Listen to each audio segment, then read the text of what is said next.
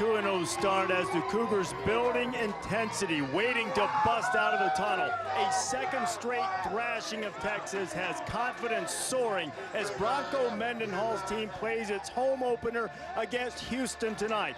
Last year, these two teams got together for a 47-46 thriller that featured nearly 1,200 yards of offense.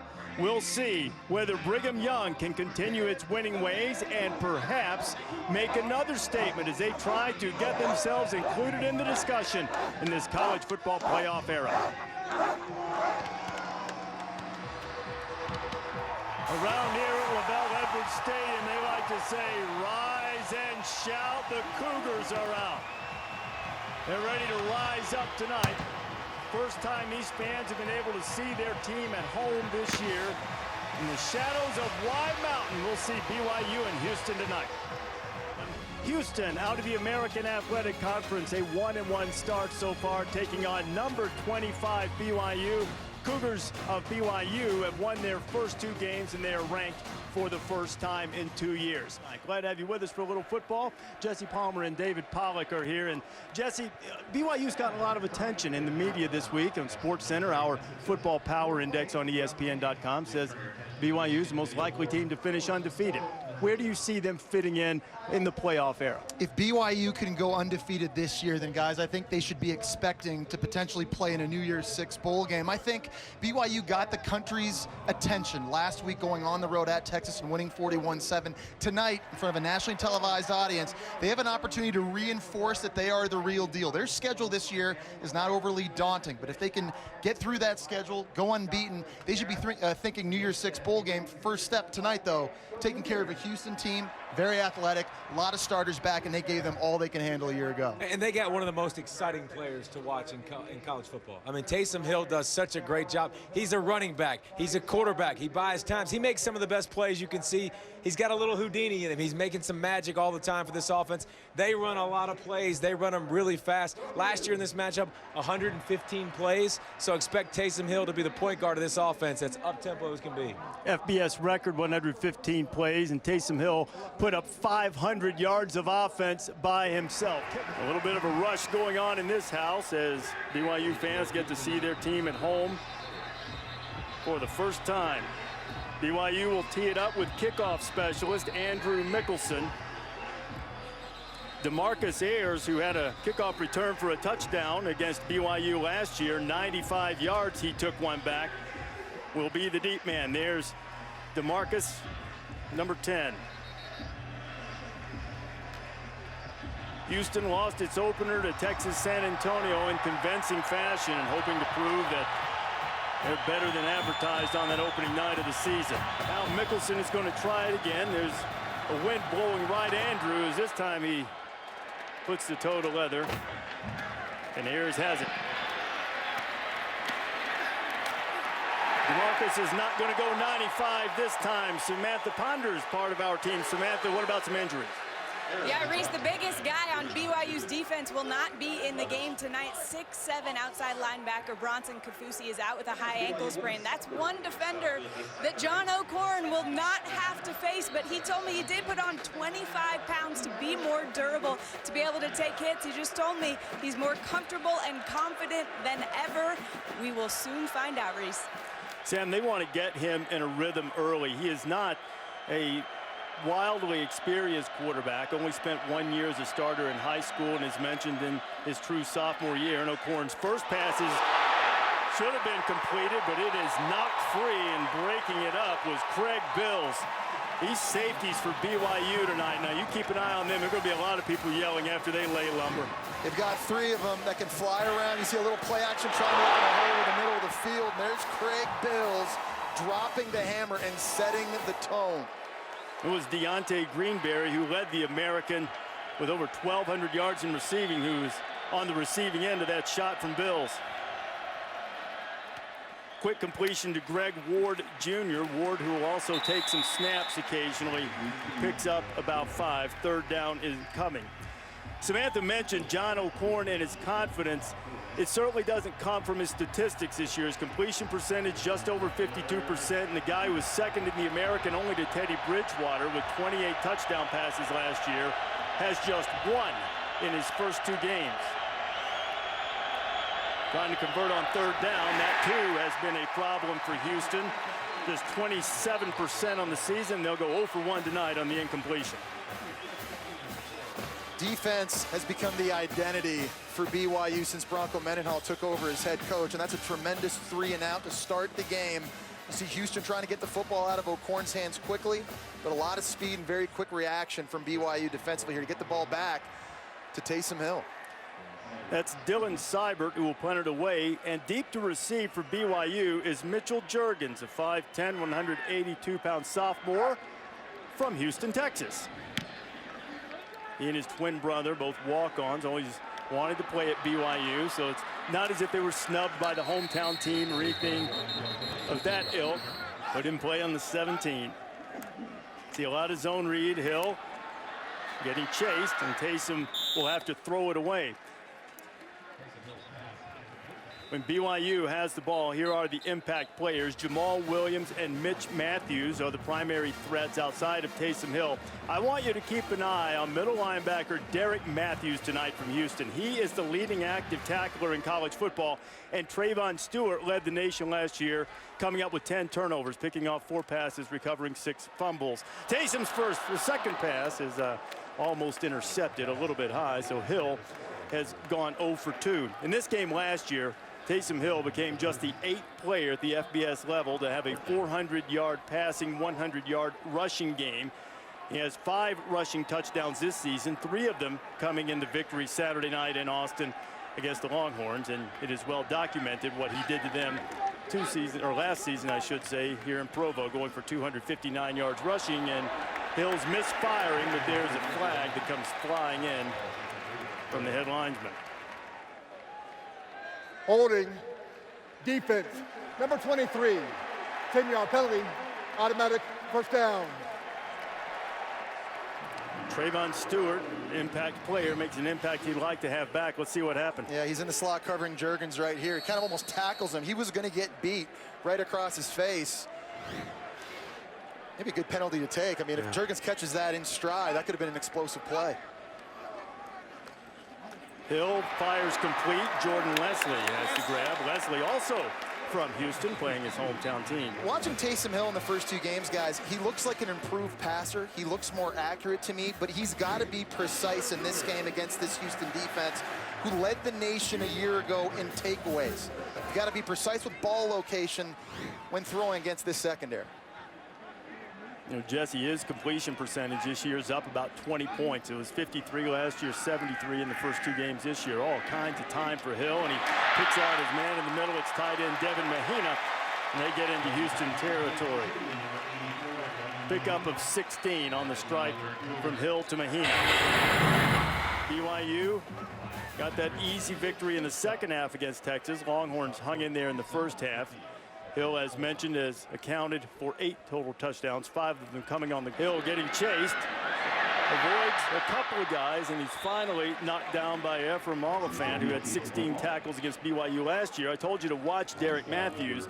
He was the one applying the pressure. There is so much speed on this defense for Houston. Maybe the 2 of the best linebackers in the country that no one really talks about. Derek Matthews, you mentioned in the middle, and Ephraim Oliphant. These guys can fly sideline to sideline, but they've got their work cut out for them tonight, trying to chase down a very fast 232-pound quarterback. Hill pulls it, trying to get around the corner, and he does not. Cut down by Brandon Wilson, the man who just had the penalty called on him a moment ago. And I think there's plenty of people in college football that can catch him, but bringing him down is a whole nother story. He's got great quickness, and he is. He's 230. I mean, he makes plays. Last week against Texas, that highlight reel you saw with the hurdle at the end, he made 2 guys miss first, and just very hard to bring down. So big 3rd down, you're Houston. You got to keep Taysom Hill in the pocket. You must contain him, not let him get outside. High snap.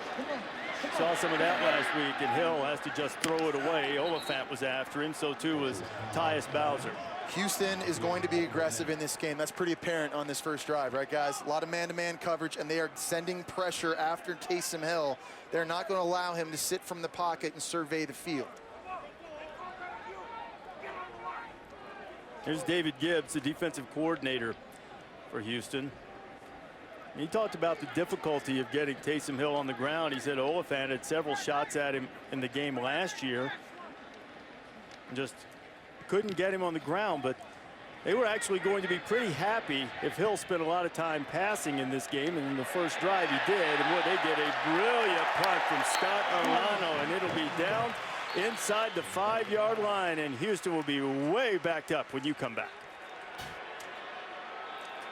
American flag planted high on the mountaintop in this spectacular backdrop in Provo at LaVell Edwards Stadium.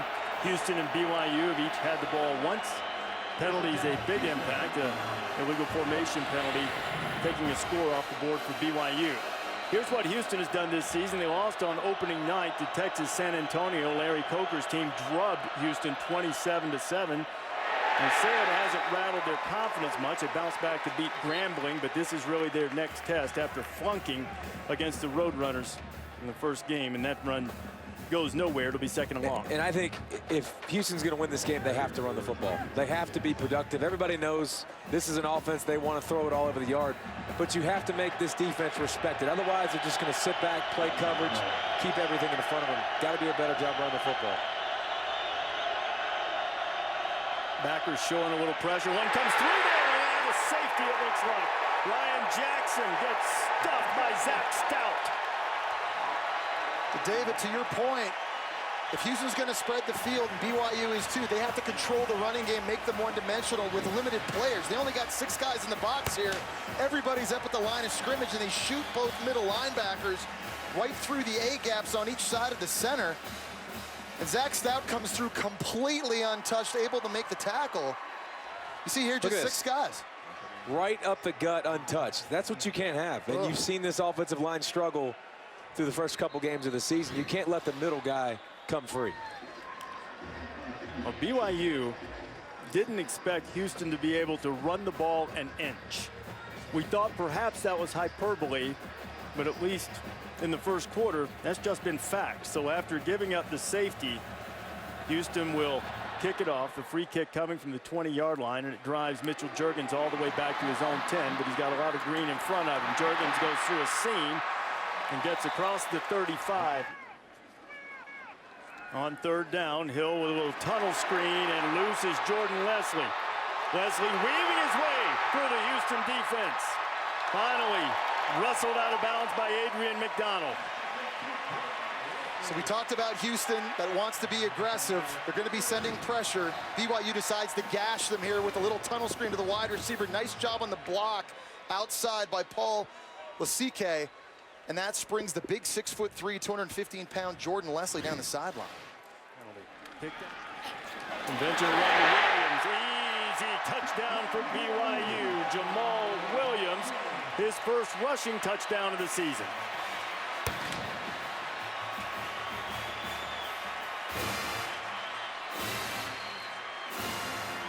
Tremendous job on the left side of this offensive line. Kyle Johnson, a left guard. Louis Lepuaho, the left tackle. Just watch this as it's going to split right through here through a massive tunnel. Nice job by the guard, working off the double team, coming off and getting his hat in the second level. BYU has won 8 in a row and scoring first. The defense put up a deuce, and the offense followed with a touchdown. And just like that, the 25th ranked team in the country has a 9-0 lead as Jamal Williams goes in for the score. 9-0 BYU in Provo. This is a beautiful area of the country. You're looking at Bridal Veil Falls. It's located in Provo Canyon. Rises 607 feet in the air. The elevation here is a little over 4,500 feet. Been to Salt Lake City a number of times prior to this. This is my first time to be in Provo and to see a game. You've seen it on TV our whole lives, but what a spectacular setting, especially at this time of day as the sun's starting to set. When you're driving in and the mountains are just all around you, it's pretty sweet. Scenic spot, one of the classic places in college football. BYU celebrating the 30th anniversary of their 1984 national championship team this year as Andrew Mickelson is set to kick it off. Marcus Ayers didn't find much running room on the last kickoff. Let's see if he does this time. Nope. Swarmed under at the 15. I believe they're going to mark the ball down. Keep it on the ground. Farrow going to the edge. Nothing doing out there. Strong tackle by Alani Fua. And I feel like in their week 1 loss against UT San Antonio, they were trying to force explosive plays, throwing it deep down the field. They couldn't protect the quarterback. He threw some interceptions. Week 2 against Grambling State, they got back to running it. They were creative using the wild bunch. And they've got to do that in this game. There has to be balance.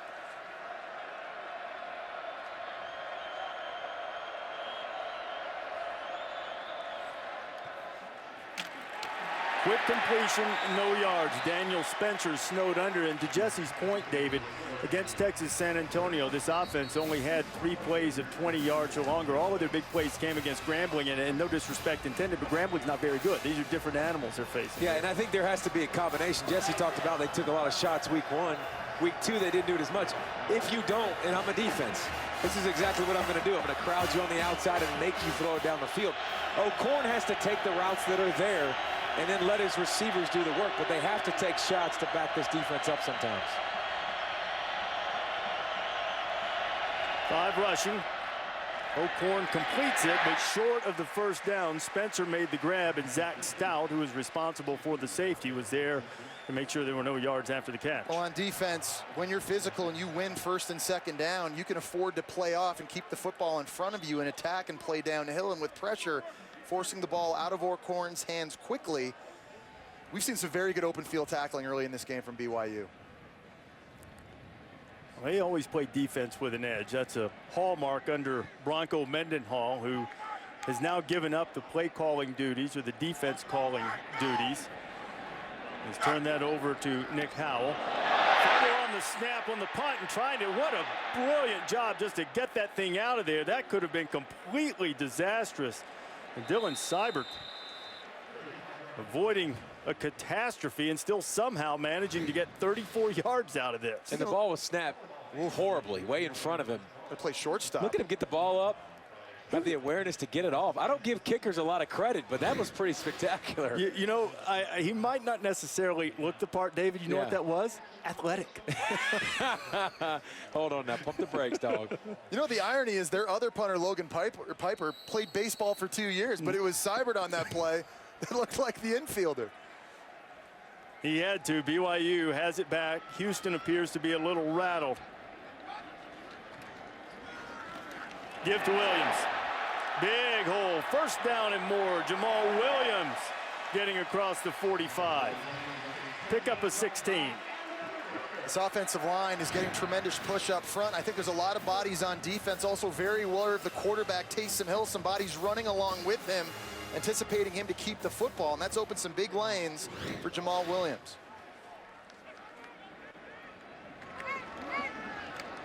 Hill being chased by Stansberry. Hill throwing back into the middle of the field, and it's incomplete. College football on ABC Saturday night, 8 o'clock Eastern time, and Tennessee going in to take on Oklahoma. Tennessee much improved under Butch Jones, but I think the question is, how much? Are they ready for this? They're good, but they're still very young. 2-0 last year, then Oregon welcomed them. Very similar circumstance this time around for a Volunteer team that's had to rebuild both lines of scrimmage, and an Oklahoma team that appears to have rediscovered its edge with that Sugar Bowl victory against Alabama, and they've carried it into the first couple of games this season. It'll be interesting to see here as Williams comes off the field. 3rd and long. Houston defense that has brought a lot of pressure, but they just got gashed on a tunnel screen on the last series. So do they decide to just rush 3 or 4, try and bottle up Taysom Hill, or do they bring the house and force a quick throw? Hill running out of time and then running out of problem. Taysom Hill picks up the first down with his legs, and Hill is a terrific runner. He picks up 14 there, and once again he just shows his capability. Yeah, Taysom Hill, if it's not open downfield, he is not throwing the football away. He is going to tuck it and he's going to run it. And it's fine if you're Houston just to rush 4 guys, but you've got to do a way better job than that, containing and not losing gap integrity. On first down, Hill takes the completion underneath to Taron Houck. Houck making his 6th catch of the year. And guys, I think the biggest reason this year why Taysom Hill's been completing 73% of his throws coming into the game is because of that. He checks the football down when it's not open deep down the field. Easier completions, keeping the offense on rhythm versus where he was a year ago. Zone read, pull it, fire, complete. And Leslie almost slipped the tackle and went in. William Jackson saved the touchdown, at least temporarily. But because he runs it so well, you get so many matchups on the outside in your favor. You have to bring safeties down to honor him. You have to play man coverage. And now he's throwing it to his receivers who are getting separation. Hill to Leslie. Down to almost the 5-yard line. Jackson on the stop, and Houston is in a world of trouble on defense. So this is where Taysom Hill, I think, is most dangerous. You get down to the red zone, you get that +1 advantage when he decides to run the football. It's a real pick your poison dilemma on defense at this area of the field. The poison they pick is not Taysom Hill, and he burns him. Taysom Hill goes in. Found the room perfectly, David. Yeah, and this is the basic principles of their offense. The defensive end has to crash down and make a decision whether he wants to tackle the dive. It's not his responsibility. Look at him coming off the edge right there on the outside. He keeps sliding his feet down. As soon as Taysom Hill sees that, he's going to pull it and get the edge. It's too easy. You know, David, I think that he warned you that was coming in the demonstration on the field yesterday, didn't he? What did he say, by chance? By chance, and there was no chance. Well, he didn't try. You got to try at least.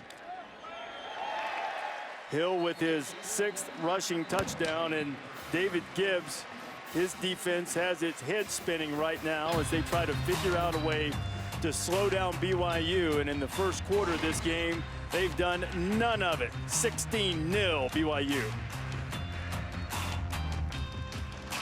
In case you missed Taysom Hill's 6th rushing touchdown of the season, video of that score is now posted on the SportsCenter app. It's available on your mobile device and tablets whenever you need it. I used that baby last Friday night to get caught up on Pitt and BC. Are you busy? Absolute money. Busy?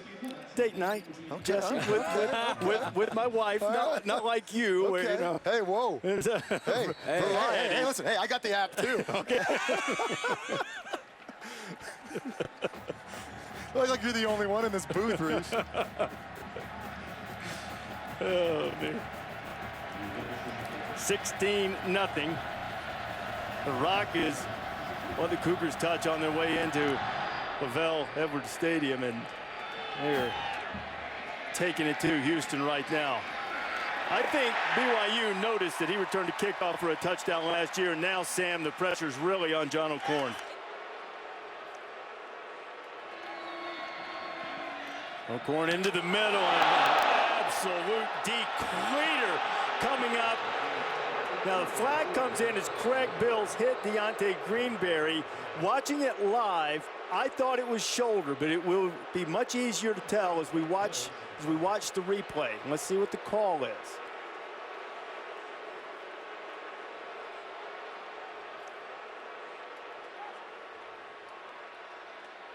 Bill's right now concerned this could be a targeting call. If it's targeting, he'll be ejected.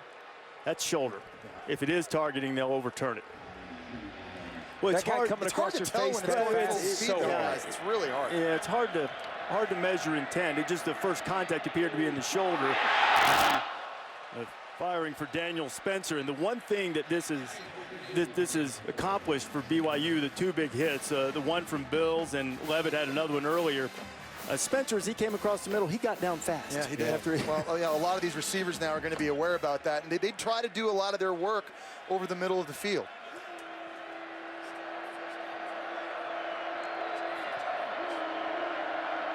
Second down and 10.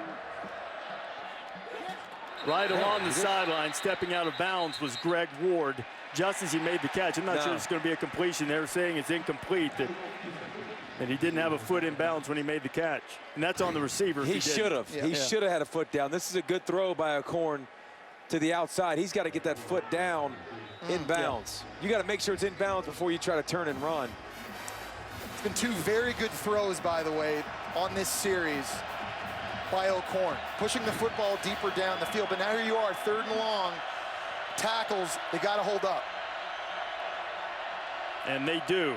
O'Corn starting to find a little bit of a rhythm. Converts on 3rd and 10, and Houston's on the move. Two things I really like about O'Korn. One is his size. He's 6'4". You can see the field with that height. But two, he's got a very quick release and can get the ball out of his hands in an offense where you need to get it out quick, throwing as many screens and quick passes as they do. DeMarcus Ayers made that catch, and O'Korn going to give way to Greg Ward back in the Wild Bunch offense. That's their name for it. A direct snap to Ward, the quarterback slash receiver now, primarily a receiver. Quarterback run. Nothing doing. With Ward coming in to try to generate a little bit of the quarterback run game, what do you think about making that move? I still like it. I think you have to do it. It's got to be a part of this offense. I know O'Korn's in a bit of a groove right now on this drive, but they need to be able to run the football and have balance. If it's conventional with the running backs or if it's using Greg Ward Jr., I think that's the only way they can run it. BYU showing some pressure, and O'Korn right on the money. Spencer makes the grab. Spencer's still on his feet, and he's knocked down just outside the 25. Sky Povey making the tackle, and Houston's threatening after the pickup at 20. Give Daniel Spencer credit, right? And you talk about going over the middle with alligator arms. Look at this catch. Reach up over his head, snag it in. Not a perfect ball by O'Korn. But I tell you what, you turn on the tape of these Houston receivers, they got some guys that can go. No doubt. That's why he's got to be able to get the ball out of his hands quickly and get it to these boys.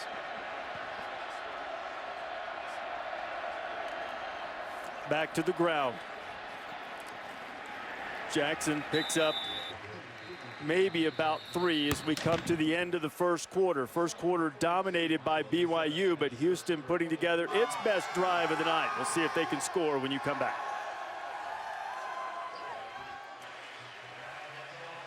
Back in Provo and paying tribute to those who sacrificed in the 13th anniversary of 9/11, and a few moments ago in the stadium, a really cool moment. This is Alexis Boss. She just saw a video message from her husband who was stationed in Afghanistan, and little did she know that her husband Adam was here in Provo. Family reunited, 2-year-old daughter Adelaide, and Alexis is 8 months pregnant, expecting the couple's second daughter in just about a month. She didn't think Adam was going to be back until December. Member of the Utah National Guard, we thank him for his service and thank the family for sharing that with us. And it's getting a little dusty up here.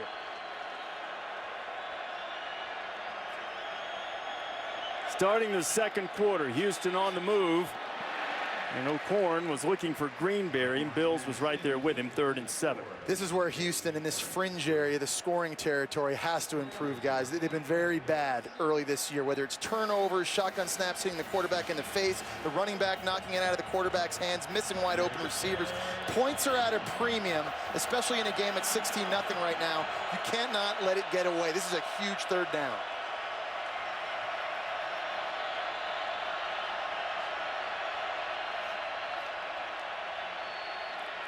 O'Korn dumps it out to Jackson. A lot of blue shirts after him. Jackson gets away, but he doesn't pick up the first down. 4th down coming.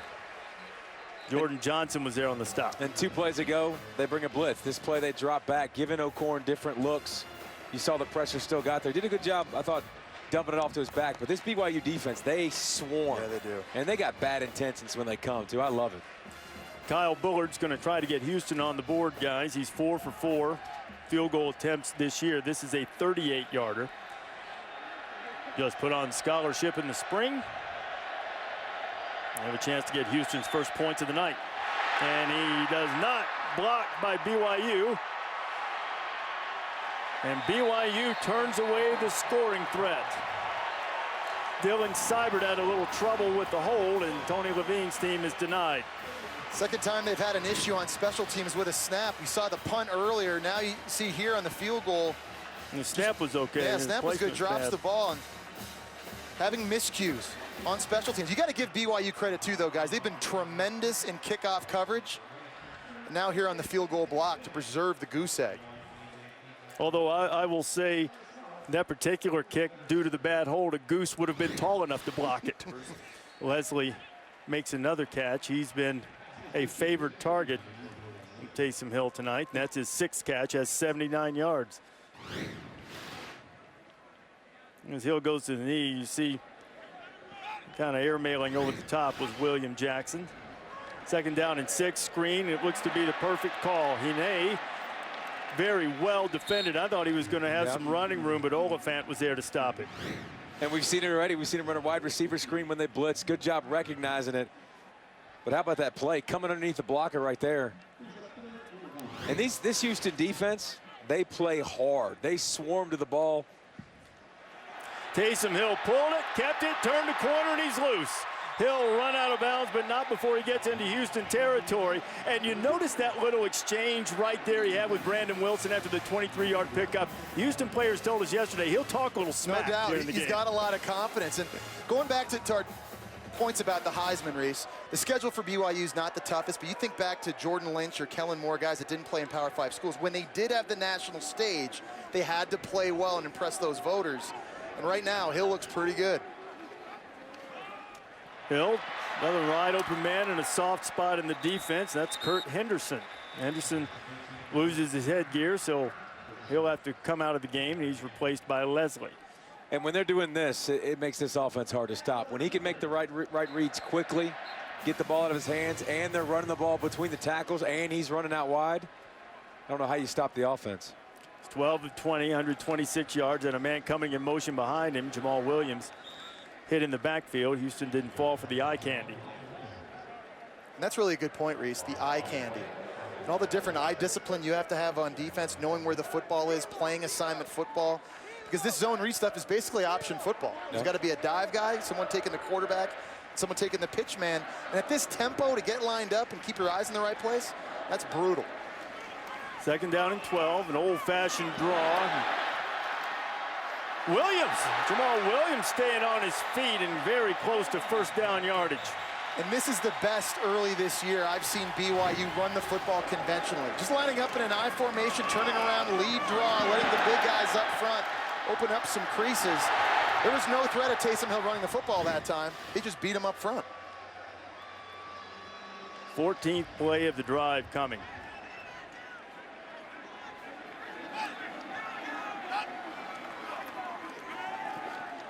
Williams picking his way inside the 10. And down in the end zone, Lee Hightower having a little debate with Mitch Matthews. You might recognize opining. Yeah, I recognize Hightower's name. He used to play at Boise State. Fell out of favor there. One too many trips to the doghouse and wound up transferring here to Houston. Well, he's got his hands full out there at the 6'6" wide receiver. This is an area of the field that Hill likes to throw the fade up to his big guy. He'll give it to Adam Hine. Hine got through a couple of Houston tacklers, but a 3rd down's coming. So how big is this if you're Houston's defense, guys? You cannot let this thing get to 23-0. Blow the top off of this game. Need a big stop right here. Keep this a 3-possession game. And when you've needed a play down here so far, it's been Taysom Hill running the football, so I'm making sure somebody else is getting it. You see where the yellow 1st down marker is, about the 1.5 on 3rd down. Hill to the end zone, got a man back there. It's a touchdown for Mitch Matthews. Perfectly thrown ball, and BYU is running Houston out of here. It is such an advantage as a quarterback down in this area of the field when the windows are small and you've got receivers that are 6'6" that are easy to see, can go up and pluck the football. This time they put Matthews in the slot. He's just running a delayed corner, a little bit of a double move on Trevon Stewart. Wasn't he just talking to him? No, it was somebody else. He was talking to Hightower. But he's, Either way, now he gets to talk. Now he gets to go flip it to him, say, I got me a touchdown. But Stewart is no stranger to those who like to be loquacious. Don't even say it, Pollock, just look it up. Or just trust them. Mitch Matthews, his 2nd touchdown catch of the season. That was after. That's a little rock'em sock'em robot action with Lee Howard and Lee Hightower. Well, this might be the proverbial knockout punch. Houston's head might have just gone wing.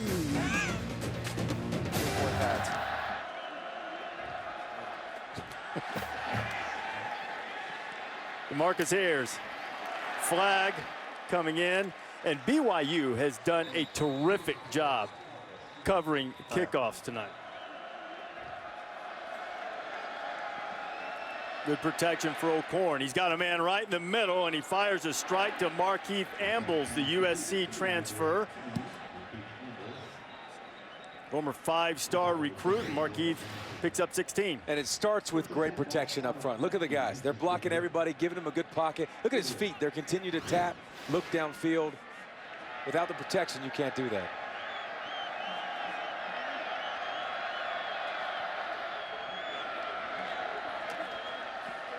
On first down, O'Korn is looking downfield, dances out of bounds. And since we're getting late in the first half and O'Korn has thrown 20 passes, this might be a good time to point out that in his brief Houston career, the Cougars of Houston are 1-4 when O'Korn attempts 40 passes or more, 6-2 when he throws it fewer than 40 times. It looks like this is going to be a 40-plus night, and Houston's going to need to mount a big comeback if they're going to get back in this one.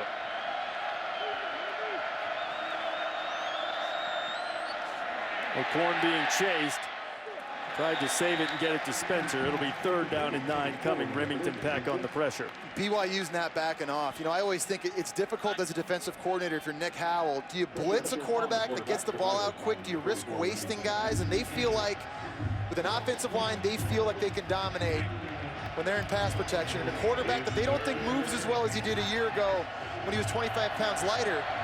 They've always blitzed here at BYU under Bronco Mendenhall. They're continuing to do it tonight. Crowd getting noisy on 3rd and 9. Pressure from the backside. O'Korn got rid of it just in time, and what a grab. Deontay Greenberry, but there is a flag. May have a roughing the passer call. And you talk about the offensive line struggles. Personal foul, roughing the passer, defense, number 5, 15-yard penalty, automatic first down. Elani Fua is the one who's called for roughing the passer. There's Fua here. Really what you got to watch is the pressure coming from the outside here that forces this football out of O'Korn's hands quickly. Just speed rush up the field right around the left tackle cross. That's not debatable. That's easily a personal foul. And it's helmet to helmet too as he comes in to hit him. Probably fortunate to still be around.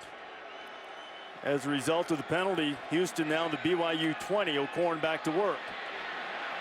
Underneath, Ambles makes his 2nd catch, pickup of about 6. And guys, this is one of the benefits of O'Korn having gained 25 pounds, to be able to take shots like this.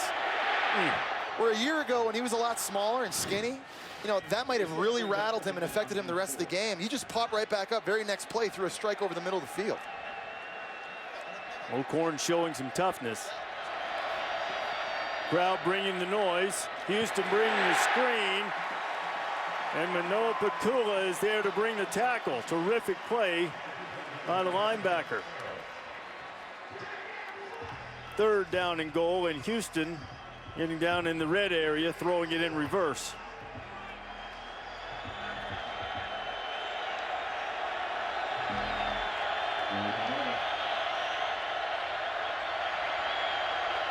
On 3rd and goal, let's see if O'Korn throws it into the end zone. He's not going to get a chance. He's going to be chased down. Elani Fua, who had the roughing the passer call, gets the tackle on O'Korn, and the field goal unit will come on. Elani Fua is kind of taken over for Kyle Van Noy. You guys remember him. He's a 2nd-round pick this year by Detroit. You're going to see him the left side of the screen, number 5. Big, 6'5", 234 pounds. They move him around. He can runs like a safety. Nice job there with the hustle, applying the pressure. It's a 29-yard attempt by Kyle Bullard. Dylan Seibert had trouble with the hold last time. This time the hold is just fine, and so too is the kick. And Houston gets points out of that drive. Would have vastly preferred a touchdown, but at this point, make sure that something positive happens as a result of that long Houston drive. A shot of Y Mountain, which overlooks the campus here at BYU in Provo. Night has fallen. These fans certainly enjoying what they've seen so far. As BYU ranked for the first time, almost exactly 2 years. September of 2012, the last time BYU was in the poll. And these Cougars, the one wearing blue, we have Cougars versus Cougars tonight, proving worthy against a Houston team that's had its problems in the early going. They've had plenty of problems in the first half here tonight with BYU. Kickoff will go into the end zone. Michael Davis, the speedster, now defensive back, has it. Davis has tremendous speed, but not quite enough room to break a long one. But Taysom Hill, with 3 minutes 5 seconds to play in the first half, will get it back one more time to see if he can get some more points on the board for BYU.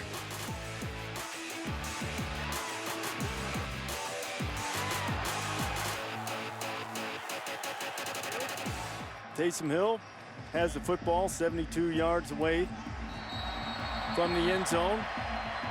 BYU defense holding Houston to a field goal after a long drive, and now Hill goes back to work. Blitz knocked into the air, and it's intercepted off the deflection.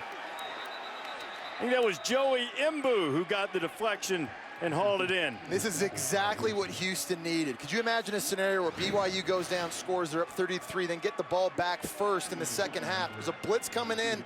That's Mbu that gets his hands up in the, or sorry, it wasn't Mbu. Singleton got it, got Mbu the caught hands it. up. And then Mbu makes the big catch for a 310-pound guy. Look at that. High point in the football. I don't know about high point. Showing you them skills. 26 straight games, as you see, with a takeaway. Last year, Houston led the nation with a plus 25 turnover margin, forced 43 turnovers. They picked off Hill 3 times last year, and now Houston can grab a little momentum before they go to the half. Already inside field goal range, but they're wanting touchdowns. O'Korn's got to get out of some trouble. O'Korn firing toward the end zone. It's caught by Spencer right on the doorstep, and Houston will have first and goal. Wow, that was a rope. He had to buy himself a little bit of time. He got pushed out of the pocket. But watch the arm strength and the catch. Into a tight window. Yeah. Getting 1 foot down. That was a really nice job by O'Korn. That was a laser. And a guy, again, 220 pounds, still has mobility. He has the ability to extend the play, and you saw that right there. O'Korn's going to try to carry it himself. You know who's there to run him down. It's Craig Bills. And it's just, there's nothing they can do. They can't push BYU around up front, so they got to find a creative way to run the football. And O'Korn out wide is not what I would be looking for. BYU, every time you've ran wide against them, they're flying around and they're making plays behind the line of scrimmage. I would go Wildcat here. Well, I think they were just trying to fool him, because typically, David, to your point, they put Greg Ward in to run that type of play. Second and goal now. O'Korn firing to the end zone. Touchdown, Deontay Greenberry in the back. It's a tremendous play call by offensive coordinator Travis Bush, and it's the right idea. Critical time of the game in the red zone. Biggest wide receiver here, just running a big man post at the back. And again, very good ball placement, high, away from the defense. He started to spin it, didn't he, Jesse? Yeah, sure, he's spinning the bean. You know what's good about that, too? As that drive did take some time, you took time off the clock, making it harder for Taysom Hill now to get the ball back, potentially score before the half So end. that's why they got the offensive pass interference on the 1 yard line, huh? Oh, and the extra point is no good. Wow. Mbu came up with the interception after the deflection. Extra point was missed. Here's the play that set up Houston, the deflection, and then the big fella hauling in the carom. And from there, O'Korn and Greenberry finished the deal. It's 23-9. John O'Korn has found a little bit of a rhythm, the young quarterback for the Cougars. 19 of 31, $169 in that touchdown pass to Deontay Greenberry, who, by the way, that was Greenberry's first touchdown catch of the season. He had 11 of those last year, just a second TD toss for O'Korn this year. A little more reason to smile now for O'Korn on the bench. Well, they're back in the game. Yep. And you have to applaud their resiliency, because they're down 23-0, not much going right as Adam Hine returns to kickoff. And they hang in there and get back in it. There's a flag down behind this very good return from Hine. BYU has all of its timeouts. Perhaps wanting to see if they can pick up a big chunk before they use any of them. Hill in a scramble, and he'll get out about to stop the clock at 35. And there was a little bit of a love tap right at the end by Trayvon Stewart. He's lucky they didn't throw the flag. There wasn't much of a hit, but don't need to take a chance here. Reese, Hill needs to throw the ball away. And one of the greatnesses in his game is that he scrambles, he gives the play a chance to unfold, but they wasted a lot of time on that last play by not throwing it away. Clock stops on the incomplete pass. 20 seconds now to 3rd and 5. They're a hurry-up team, but they're not a hurry-up passing team. This is not BYU's strength, and when you're up 23-9, it doesn't have to be your strength. Contain him. If your defense, keep him in the pocket. If he wants to run, let him run. Yeah, there's only 20 seconds to go in the half. Hill would like to get a chunk. He's going for a chunk. He's got a man wide open, and it's complete out there to Juergens. Juergens inside the 30, but the ball came loose, and Houston scooped it up, and running the other way with it is Adrian McDonald. Wow. Now, there's only 3 seconds left in the half. 2 turnovers on the last 2 possessions by BYU, and that one perhaps cost him a chance for a field goal as the Cougars of Houston, their specialty, these safeties, McDonald and Stewart, are great at stripping it away, and what a terrific job by McDonald. McDonald, most people try to just wrap the guy up, bring him down. Do you see him right there? He's got his hand in there on the ball, and he's trying to rip it out and create a turnover. And that's what they do. This defense is feast or famine. It's all about creating turnover. So it'll be time for one big heave to the end zone. O'Korn certainly has the arm to do it. Got to give him time, though. That's the key. You got trips to the right side. So if you're a defensive end here, David, and you're expecting a Hail Mary, what are you doing? You're rushing out here like this. Wide. Whoa.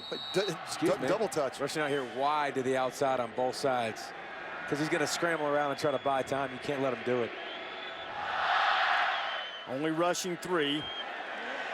One of them gets loose. Now O'Korn's got to wind up and let it fly, and he does. It's all the way to the end zone. Jump ball up there. Was it caught? Touchdown, Houston! Daniel Spencer out of the crowd. What a turnaround for Houston. And what a laser beam O'Korn let go. And what a play by Spencer, who on that play goes over 100 yards receiving. Starts with Remington Peck here, not going to keep contained on the outside. O'Korn does a great job pirouetting out. Look at the shot he takes here after throwing this. Takes a pop, puts it right into the corner. And how big has Daniel Spencer been in this first half, guys? 8 catches, almost $130 now. All the momentum got started. This all is possible with that turnover on the play right before. And guys, that is how quickly a game can change. Snaps haven't been so far. See if they can get a good snap. Well, the hold's been an issue really both times. And again, another missed extra point. That's 2 of them now. And I think Houston's okay missing that. I mean, after the momentum they just got, they're saying they're still feeling good about themselves. But still, now you're down field goal and 2 extra points. Because this could only be a field goal game. Nonetheless, momentum clearly on the side of Houston here on the road. Bronco Mendenhall seemed like he had this thing in hand. He's with Samantha Ponder.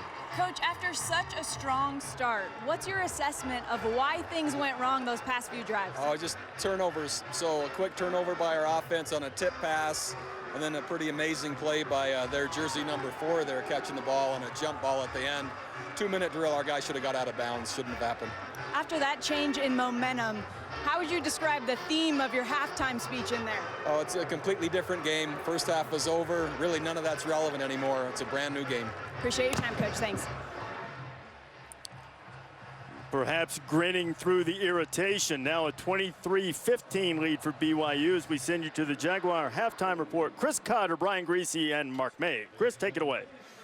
They're just about set to start the third quarter. BYU on top of Houston 23-15. Reese Davis, Jesse Palmer, David Pollock. Well, BYU turned it over on its last 2 possessions, setting up the opportunity for O'Korn and Houston to get back in this ball game. So now BYU will try to get its offense back on track and mistake-free this time. Adam Hine is back deep. And the ball will go into the end zone for the touchback. here's Samantha Ponder. Yeah, a very energized Houston team coming back out onto the field. Tony Levine told me his team started playing their style finally towards the end of the first half. He was specifically happy with his O-line and in pass pro, how well they protected for John O'Korn. He also said John was very accurate. He had great decision making. The big concern, of course, on defense is tackling Taysom Hill the first time around. Easier said than done, Reese. No question about that, Sam. This time it won't be tackling Taysom Hill, but it will be tackling. There's Derek Matthews. We haven't called his name very much. And before we move away from Sam's point, we're going to give her some credit in the first half. When O'Korn looked a little bit rattled early, she said, hey, he's masking it pretty well if he is. And we saw late in the half that O'Korn picked it up. Got his team back in the game, 2nd and 8. BYU back to the ground with Jamal Williams. Williams takes a big hit, and he goes down and appears just short of first down yardage, so it might depend on where they spot it. I think they're going to spot him about a half-yard short. Well, Sam just mentioned the swagger this defense has. They're hitting. Check it out. In the first half, it was BYU laying the lumber. Here, Houston, 2 plays right off the bat. We saw Derek Matthews drop the hammer on the first play. And the second time. There you go. Zone read. Williams struggles forward and picks up the first down. Well, BYU, the last 5 drives of the half, the first 3 went very well. Drive 4 was a deflected interception, and then drive 5, there was a big play. Juergens should have gotten out of bounds to stop the clock. Didn't, was stripped. 28-yard return gave Houston a chance for that Hail Mary touchdown right before the half as Jamal Williams, a short carry on first down. Stephen Taylor making the tackle. We'll see how quickly they get it snapped. And one thing that will slow down tempo is short gains on first down. No doubt about it, because offenses want to slow down, make sure they get the right call, especially when you get into 3rd and medium to long. That's critical for this Houston defense. Snap it about 16 seconds into the play clock. Williams with another carry across the 45. It'll bring up 3rd down. Another thing that's changed, too, with this BYU offense, last year they didn't motion at all. Now they're starting to bring in motions and run option plays where they can throw to their wide receivers and really getting more advanced, and it's really helped Taysom Hill, I think, in the passing game. See the slow tempo here. It allows Houston's defense to look to the sideline and get the call. Taysom Hill has the first down. Hill into the secondary. McDonald and Matthews there to stop him. There's a mass substitution coming on now by the defense. 3 different players coming out. They're substituting guys up front on the defensive line. They need fresh bodies getting after Taysom Hill, especially with this tempo. Yeah, he had the opportunity to do that with the chains moving. Hill completes it underneath to Mitch Matthews. But, again, why that's significant is because if you block run, then the linebackers think it's run. They play run. But, again, this tempo, now you have to concentrate so much. And when they're running so many options, you get a little bit tired, you get a little fatigued, and it starts to mess with you. You see him scrambling around, moving around on defense, trying to catch up. Well, it's 2nd and 26 after all of this, and now Hill gets away from Bowser. Bowser's still after him, and he can't catch him, and Taysom will step out of bounds, and he got a little bit of a late shove, and it's going to be a personal foul in all likelihood on Houston, as Trevor Harris was a little late to the party. After the play, personal foul, defense, number 46, late hit out of bounds. 15-yard penalty, automatic first down. So how about that? Out of a 2nd and 26 after the personal foul one way, you get one this way that gives you the automatic first down. And I understand as a defender, and Dave, correct me if I'm wrong, you're frustrated, you're chasing this quarterback all over the yard, and you can't get him out of bounds, but you have to understand at that point, you got to let up. He's going out of bounds. It's also hard to tell if he's cutting up or not, because he was on the sidelines, but he was still trying to get in bounds and make a play. So on first down, Hill picks up about 3. Football came loose, and BYU comes out of there with it. Ului Lapuaho. Louis. Well, he's got an ooh at the beginning, but Robert and I, the offensive coordinator, said it just Louis. Just call him Louis. Another freshman up front that's playing for BYU with a nice heads-up play, too. BYU getting lined up very quickly here, picking up the tempo. Keep it on the ground and hand it off to Paul Asike. 3rd down coming. Mbu back in the game and in on the stop. We'll see how long it takes BYU to snap it on this 3rd and short. You got a key on the quarterback. Houston's not lined up. Nope. Lasike takes advantage, powers it inside the 10. It'll be 1st down and goal for BYU as they try to make it a 2-possession game. And we saw BYU in this game. They came out throwing. I think they're going to stick with the run now. They like what they're getting. They're moving the football. They don't have to get greedy and play game, and also they're wearing out this Houston defense. A lot of guys with their arms on their hips right now. You know, you talk about it's not just the tempo. It's the elevation also. Jamal Williams finding a crease in the defense, and Oliphant stops him before he gets to the end zone. 2nd and goal coming.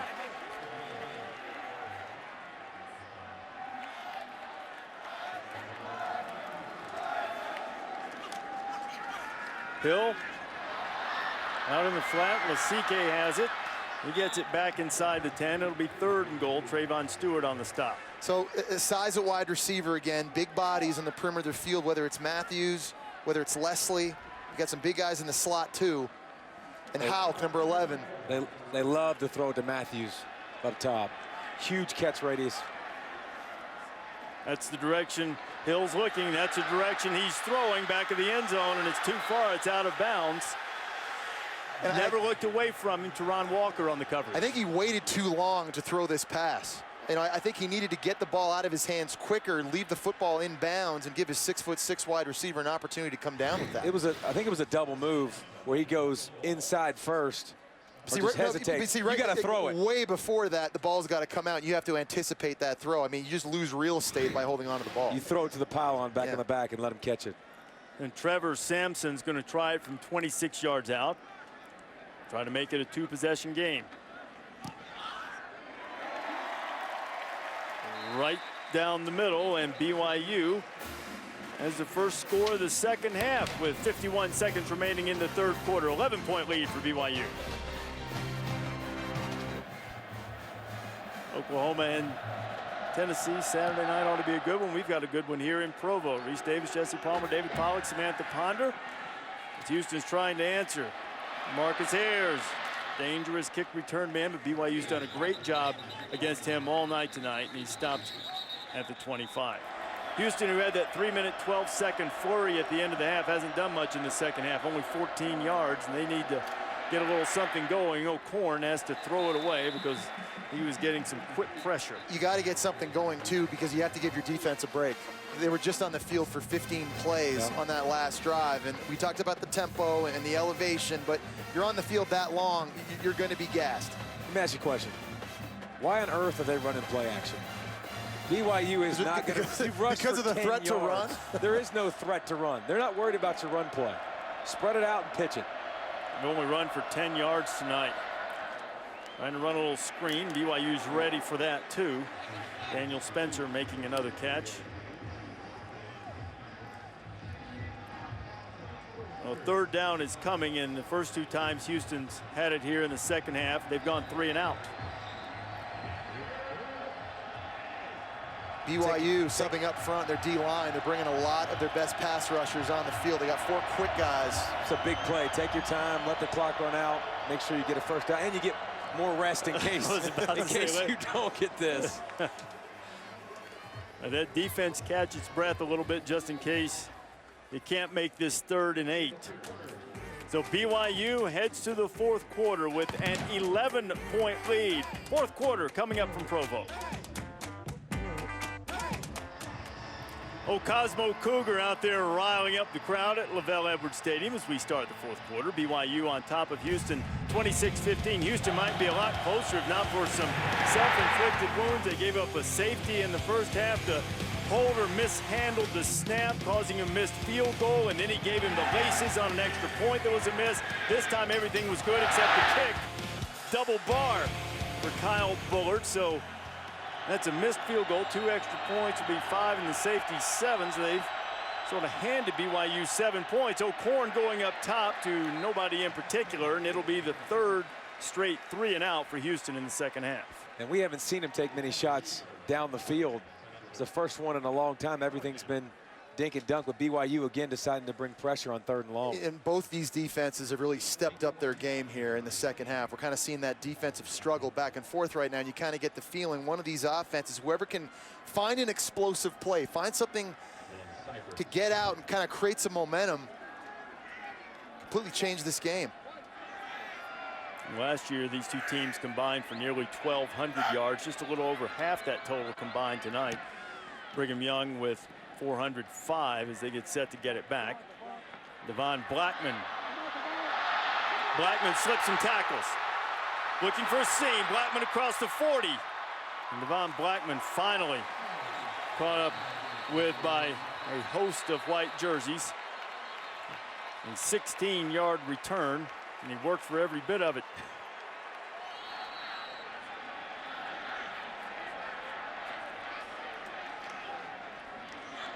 Taysom Hill keeps it, gets up close to the 50. Sam, is Houston defense starting to wear down?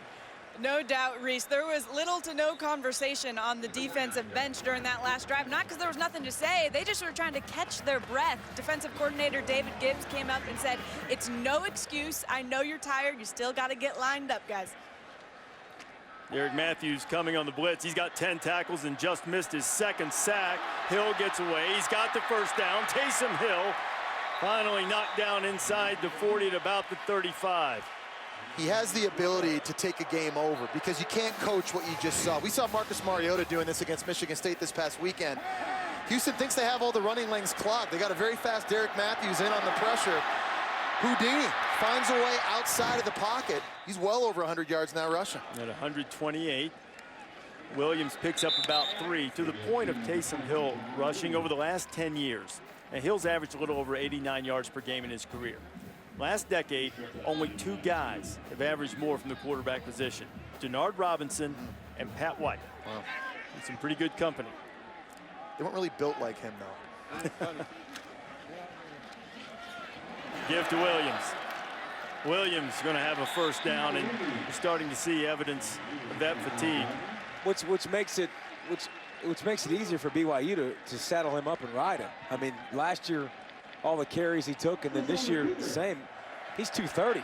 He's given out just as much punishment as he's taken. Well, it's not only Hill, now Williams is over 100 yards rushing. And a sack. The first guy got him. That might be the first time tonight. Yeah, Tyus Bowser making a play when Houston needed it most.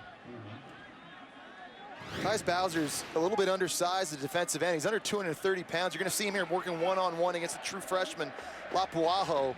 Great job coming inside, then getting back outside because he saw Hill was going to scramble. Another example of that speed and athleticism on defense for Houston. The sack gets him just out of field goal range for the moment. Hill right up the gut, back in field goal range, into the red zone, and stopped just short of the end zone. It'll be 1st and goal for BYU. Couple things on this play. Again, you see his ability to magically get out of the pocket. But here's the thing, as a defense, when you're going to play man-to-man against a running quarterback, you are rolling the dice because everybody back in the secondary, their eyes are turned, their heads are turned, covering men. Look at all of the space in the middle of the field for Taysom Hill to run to. It's a pick-your-poison dilemma as a defensive coordinator. That's why running quarterbacks are their biggest nightmare. Williams, Jamal Williams, spinning, getting down to about the 2. I think it's more important for the defensive line to rush. You know, come in. The defensive tackles just try to push their guy back and keep vision on the quarter. Ends do the same thing. Just close the pocket, and they can beat you from in the pocket. He doesn't want to stay in the pocket. Jamal Williams into the end zone. Touchdown, his 2nd of the night.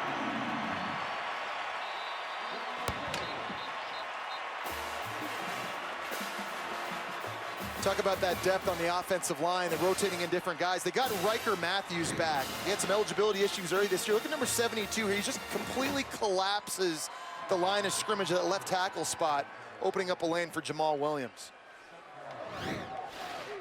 8-play, 56-yard drive, taking just under 3 minutes off the clock. And BYU, which was threatened by the late 1st half flurry of points from Houston, is now pushed it back out to an 18-point lead. Taysom Hill, another 100-yard rushing performance. Had that last year against the Cougars. Tonight, 19 carries, a $146, and his team's up 18. BYU with a 33-15 lead. Short kickoff again. DeMarcus Ayers hasn't found much running room. It's across the 30. John O'Korn dumps it out to Farrell. Farrell gets knocked out of bounds. A good little scramble pickup there by Houston. With respect to our committee here on Thursday night, of course, we didn't all vote exactly that way. We didn't put we all didn't have Oregon 1 consensus, but I think what we all found out, it's a lot harder than people think. I mean, it takes more time. You've got to really put some thought into what you've seen, the circumstances you've seen in games so far this year. It's not easy.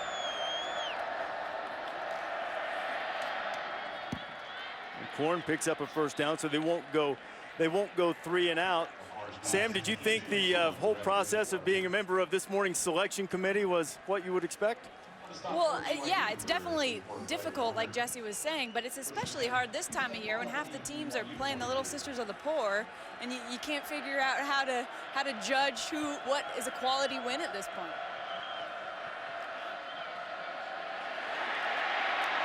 O'Korn buys a little time and finds a wide open man as Greenberry. Greenberry's tough after the catch, and he'll be knocked out of bounds. And to Sam's point, I thought that it showed that people sort of value different things. Some of us looked at it solely on what's happened the first couple of weeks of the season. Others based some things, like I still have Florida State atop my list because I know what they are. I feel like I do. And, you know, Oregon had the biggest quality win so far. No question. I agree.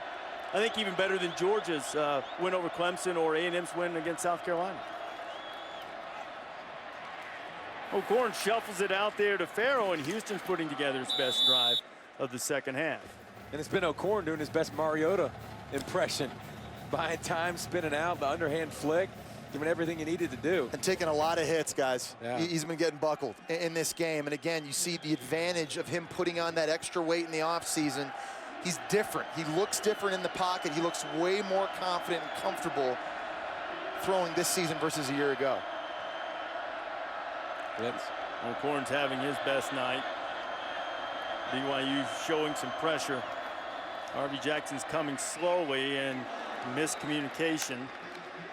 Spencer, I believe it was, broke to the inside, and O'Korn threw it out. It's amazing to think that this is O'Korn's third season as a starting quarterback, really in his life. It's remarkable. He makes a lot of mistakes. We watch the film.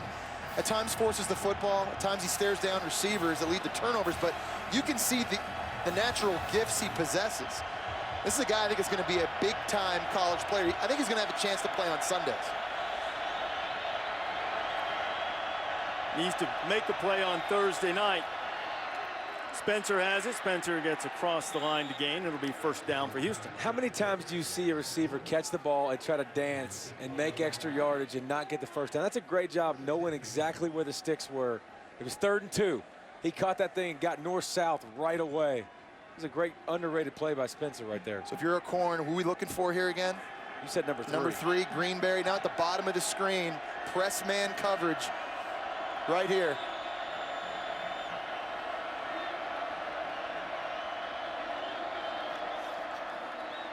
O'Korn puts it up for Greenberry. Greenberry catches it for the touchdown. Great call, JP. It's like having David Pollock on the field in these so-called Turkey Bowl games. You just got to know where your best weapon is. And it's a good job by O'Korn pre-snap, understanding where his best matchup is. Down here, one-on-one, 6'3", little burst getting off the ball, and they're even. Just locates it. Number 4, Robertson Daniel couldn't find the football. See that left hand? That was a savvy. That was an NFL type move right there. You know savvy. What? They don't call that unless you extend that left hand. He had a good job of just laying it on there, not letting him the DB use his right hand. It's a good move. Well, you know, Greenberry was once committed to Notre Dame. Had a relationship with Jamie Christian, an assistant coach at Houston. Talked him into taking a visit. He fell in love. Go get it. Houston Cougars love him. They're keeping him around thanks to Greenberry's touchdown catch. Houston trying to hang around is Deontay Greenberry. has caught his second touchdown pass of the night. A 33-22 lead for BYU as the Cougars, who don blue, about to get the ball back. Houston opts to kick it away, and it'll go to the 25. What do you think, David, or from Jesse, what do you think BYU has to do to get the selection committee's attention, given the type of schedule it will play the rest of the week? I don't think they can do anything to get in the Final Four, because I think the other team's losses, even with the strength of schedule they're going to play, would be too much for them. Oh. Is that a takeaway? How about Trayvon Stewart just ripping it away, and the second interception of the night for Houston. What a play by the junior safety from Patterson, Louisiana. All their turnovers have come at opportune times. Here's Trayvon Stewart here. You'll just see it's a shallow cross.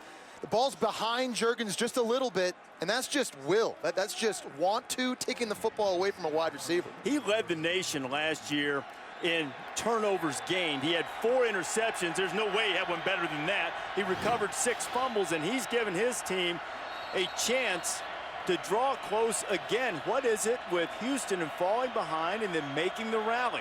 He did in the bowl game last year against Vanderbilt, now trying to do it on the road against BYU. O'Korn's got a little room and dumps it out to his running back, looking for Jackson. That interception by Stewart is worth another look. And look at him come across the formation. It's man coverage all the way, and just say, give me that. I'll take that. And you know, he took it away from Mitchell Juergens, who had the ball taken away from him at the end of the first half by Adrian McDonald. And then the Hail Mary. After that strip in the first half, 3 seconds remaining, it led to a Hail Mary touchdown right before the half that really gave Houston life. And the Cougars of Houston trying to get a little more. O'Korn floating it up, and good catch, but too far out of bounds by Greg Ward. Robertson Daniel had good coverage that time, so a 3rd down. I would assume here, given the field goal kicking woes that Houston's had, the distance this is, you would think this is 4-down territory, but you need 2 scores anyway, but they've had all kinds of problems kicking the ball tonight. They got 3 down here at the bottom again. Greenberry, can they give it to him again? Over the middle, still on his feet is Ward. Ward inside the 20, and he's going to be just a little short of the 1st down, but now you're in a manageable distance. Yeah, and I mean, that was a good example, firstly, of O'Korn giving his receiver a catchable pass that he could run with. And I know your field goal units struggle, but the point is, if you make this, it's now a 1-possession game. And that's the net. You have to come away with points here. You're holding your breath, no doubt about it, if you're Tony Levine. Well, if you just happen to be joining us, Houston has missed 2 extra points and a field goal tonight, but Kyle Bullard has made one from 29 yards out, this one from 36. Kick is on the way, and it is good. So back to a 1-possession game, an 8-point lead for BYU after the turnover. Trayvon Stewart giving his team a chance. You want to talk about a guy who wants the football? That's him right there in white. And Trayvon Stewart gave Houston its 3rd turnover tonight. They've scored 15 points off of those turnovers. Should have scored 17 because they missed 2 of the extra points. It would only be a 6-point game in that case, but still a 1-possession game now as Houston with 7:18 to go. Defense, which has been a bit weary, perhaps re-energized by forcing the turnover. The kickoff is going to drive Hine into his end zone, and BYU will have it on the 25. BYU back to the ground, and not much for Jamal Williams. The key, and David just kind of showed this and pointed this out for Houston now defensively, no matter what happens, the football has to come out of Taysom Hill's hand. You got to keep him in the pocket, force him to throw it. You cannot let him get outside on the perimeter running with the football. If someone else is going to run the ball, it's going to be one of these running backs, and that's fine. You'll live with that. Can't be number 4. Won't be 4, it'll be 33. Paul Lasike with a tough run gives BYU a 1st down. When you're a running back and you get to the 2nd level against these safeties, you better tuck that ball away. You see, they're holding them up right now, trying to strip it out. You saw McDonald do it in the 1st half successfully. Better hold on to that rock. Looked like there was some movement by BYU. Hill pressured, they lost contain on him. Taysom throws it complete. Jamal Williams making the grab right at the 50-yard line. It's really important if you're a potential receiver that you understand scramble rules when you play with Taysom Hill, because not every throw is going to be on time. He's going to buy time with his feet. You've got to be able to find the open patch of grass. Now Houston's going to have to reach deep right now. A couple of guys breathing hard. Oliphant was one of them. He took himself out of the game a couple of drives ago because he was winded. Hill keeps it. Eric Matthews is there. He's had another double-digit tackle night. That is routine for him. He is the leading active tackler in all of college football. Here's what Hill has done first half and second half. Hasn't thrown it nearly as much, but he's been effective on the ground. He's run it 21 times for 146 yards and a touchdown tonight. Hill's got a lot of running room, and he'll slide down at the 40. It'll be second down, and the clock is winding down closer to the 5-minute mark. And it's great on paper to say, hey, we're going to have a spy, and we're going to watch him. Just check this out right here in the middle of the field. Just kind of watching, got your eyes on him. I'm waiting for him to run. Here he is. Now he's mine. No, he's not. Nope. He runs right by, that's Oliphant. He runs right by you. He's elusively quick for a big quarterback. Underneath completion in a short gain, stopped right at the 45. Stephen Taylor on the tackle, third down coming. And how does this game change your impression too of them going possibly to a New Year's 6? Yeah, a little bit. Does it? Yeah, absolutely. But we don't know how good Houston's going to be. And I think people don't think they're very good because of what they saw week 1. Yeah. But, you know, if they go on and win the American, who knows? Hill on third down. Slips a few more tackles, but not enough to get the first down. It's going to be about 7 to 8 yards short. Fourth down coming up for BYU. And I think Texas San Antonio, Larry Coker's team, is probably much better than people realize. Well, Arizona just found that out. Yeah, they did. They played Arizona tough. But they housed Houston pretty good. And, you know, it's not always fair to do the daisy chain thing. This team beat that team and then played better against another. But how else are we supposed to judge well, BYU?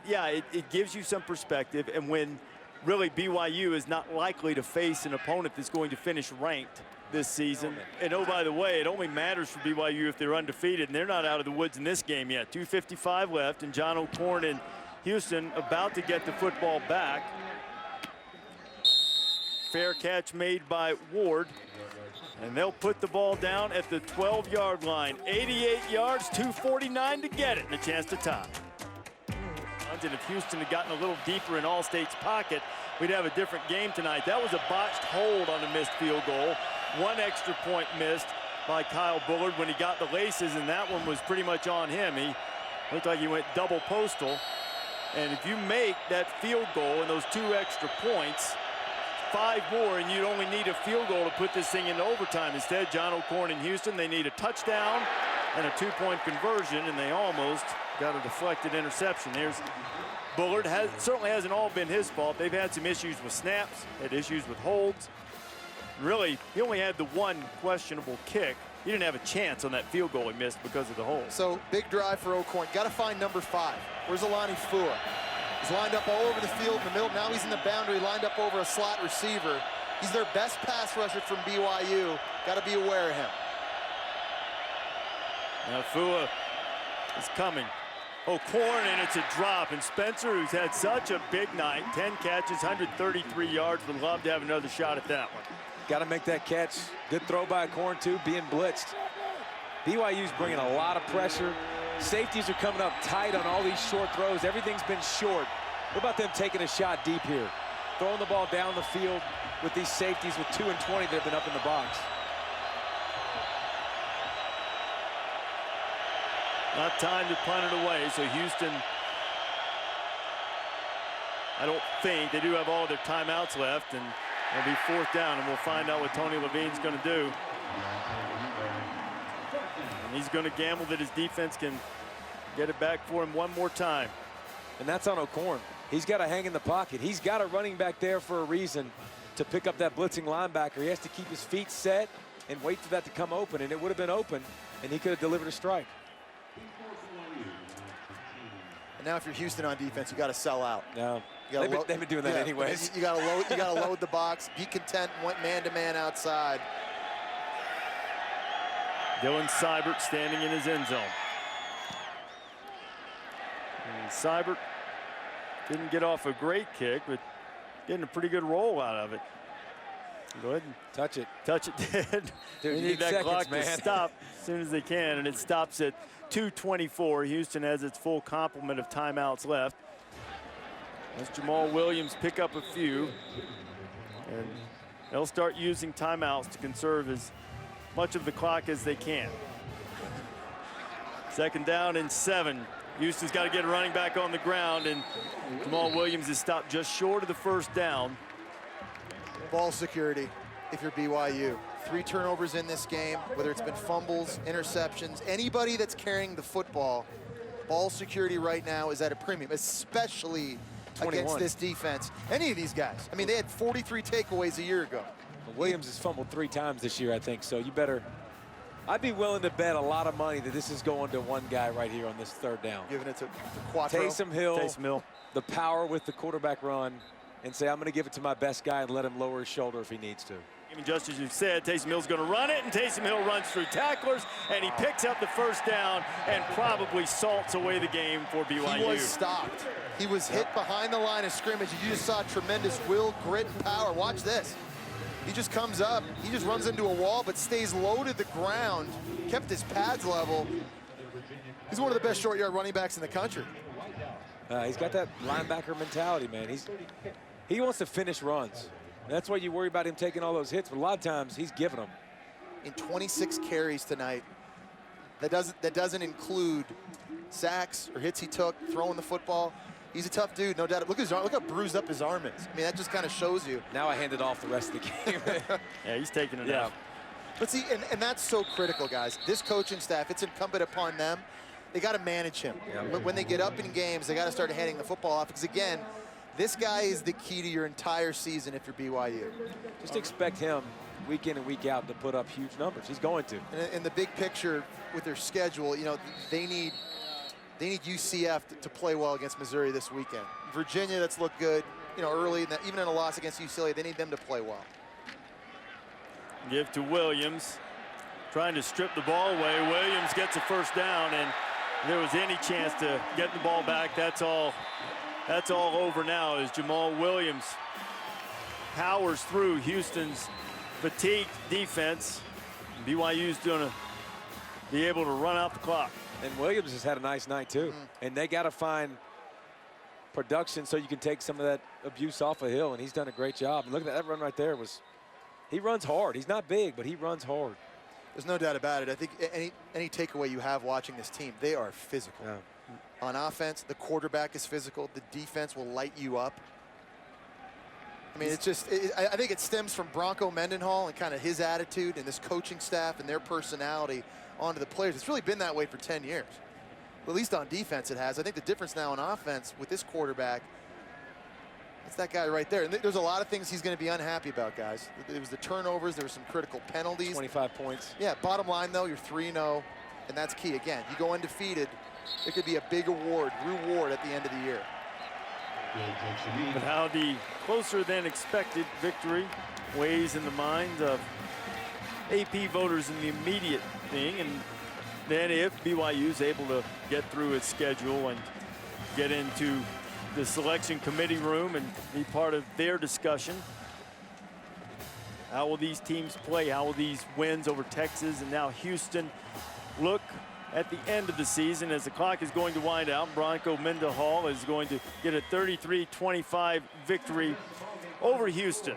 33-25 our final as the clock winds down to 0. SportsCenter's just around the corner. For our entire ESPN crew, Samantha Ponder, David Pollack, and Jesse Palmer, I'm Reese Davis saying good night from Provo on a victorious night for BYU. SportsCenter's coming right now.